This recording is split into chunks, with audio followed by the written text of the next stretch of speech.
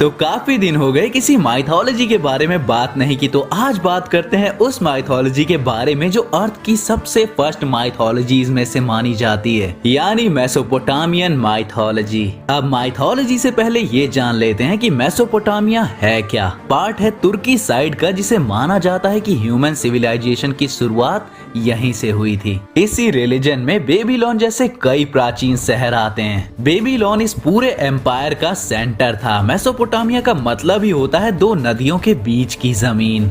ये Greek culture से related है और सिविलाइजेशन का मतलब फार्मिंग और शहर और पॉलिटिक्स, इन सब की शुरुआत यहाँ से मानी जाती है, बंजर धरती पर। और इसकी हिस्ट्री हजारों सालों पीछे जाती है जो पत्थरों में मिल जाएगी। पर आज हम जानते हैं कि यहाँ के लोग किस चीज पे भरोसा करते थे और उसके लिए हम बेबीलोनियन स्टोरीज को देखेंगे। तो हेलो वेबटास्टिक फैंस, मेरा नाम है सत्यम मिश्रा और समय को सराखों पर रखते हुए चलिए शुरू करते हैं। तो सबसे पहले कुछ नहीं था, बस केओस था और उसके बीच में था पानी। अब इस पानी की जो मीठी साइड थी उससे पैदा हुआ गॉड एब्जू, और जो पानी की कड़वी साइड थी उससे पैदा हुई गॉडेस तियामत। और उन्हीं के आपस में मिलन से कई सारे गॉड्स का जन्म हुआ और इसी चक्कर से आए गॉड आनु जो आसमान का देवता था, और गॉड एंकी जो पानी और नॉलेज का देव था। पर तियामत अपने बच्चों से खुश नहीं थी, ना ही उसे उनकी नई क्रिएशंस पसंद थी और ना ही उनका उसको डिस्टर्ब करना। धीरे धीरे उसकी नाखुशी नफरत में बदल रही थी और तियामत को शांत करने का एक ही तरीका दिख रहा था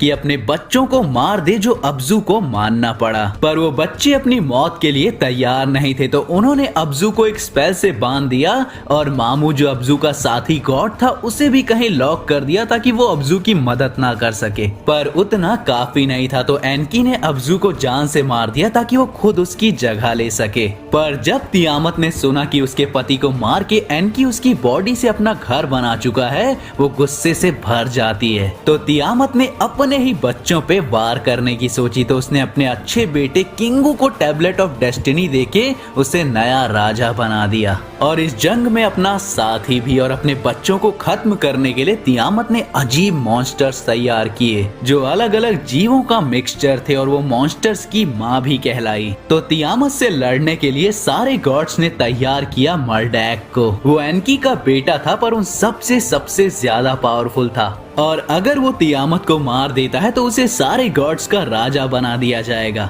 मर्डैक के पास पावर्स और हथियारों की कमी नहीं थी, तो वो लड़ाई के लिए बिल्कुल तैयार था। तियामत जो अब ड्रैगन के रूप में थी, वो मर्डैक से लड़ने गई, पर अपनी वाइंड पावर से उसने उसे रोक दिया। उसे गालियां दी कि ये सारी गलती बस उसी की है। अब हाँ, तियामत फर्स्ट ड्रैगन थी, जितने भी ड्रैगन्स बाद में आए वो सब उसी के वंशज हैं। तियामत ने बहुत कोशिश की, लेकिन अंत में वो मर्डैक के हाथों मारी गई। उसके सारे मॉन्स्टर बच्चे मर्डैक के पैरों की धूल बन के कैद हो गए, और मर्डैक ने तियामत की बॉडी से ही पूरी दुनिया को क्रिएट किया। हमारी गैलेक्सी तक ही तियामत के शरीर से बनी है, और उसी की बॉडी से हेवन और अर्थ का भी निर्माण किया गया। उसी ने सूरज चांद को बनाया दिन को चलाने के लिए। उसने ही गॉड्स अपॉइंट किए कि कौन स्वर्ग में रहेगा और कौन धरती पे, और उसके बाद उसने किंगू के खून से इंसानों को बनाया गॉड्स को सर्व करने के लिए। तो ये थी कहानी बेबीलोन के गॉड्स की, जहाँ घर की आपसी लड़ाई की वजह से ही सबसे पुराने गॉड्स मारे गए, पर इंसानियत का निर्माण हुआ। और मेसोपोटामियन से ही आजकल का ब्यूटी स्टैंडर्ड आता है। मतलब उस टाइम पे भी ऐसा माना जाता था कि जो लड़की गॉडेस ऑफ लव जैसी दिखती है, मतलब हल्का सा मेकअप, जैसे लिप्स को रेड रखना, आईलाइनर,